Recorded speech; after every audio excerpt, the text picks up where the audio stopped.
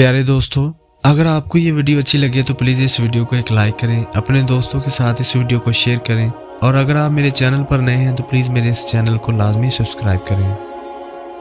बिस्मिल्लाहिर्रहमानिर्रहीम। इमाम अली अलैहिस्सलाम रास्ते से गुजर रहे थे। देखा एक शख्स नहाने के बाद जिस्म और बाल भीगे हुए ठंडी हवा में घूम रहा था।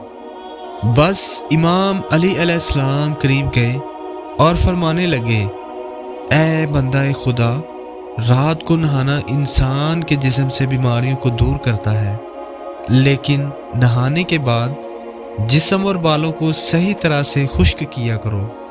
बगैर खुश्क किए जिस्म और बालों को ठंडी हवा में ना बैठा करो, क्योंकि इससे इंसान का जिस्म गर्म और सर्द होने की वजह से इंसान बीमार पड़ जाता है।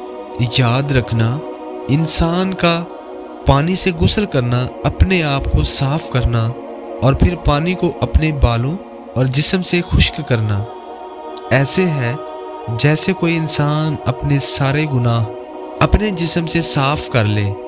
ऐ शख्स, जो इंसान नहाने के बाद अपने जिस्म को खुश्क करता है और फिर अल्लाह ताला का नाम लेकर ज़िंदगी बसर करता है, तो उसकी मिसाल ऐसे है जैसे वो अपने सारे गुनाह अपने वजूद से मिटा के फिर से एक नई शुरुआत कर रहा हो।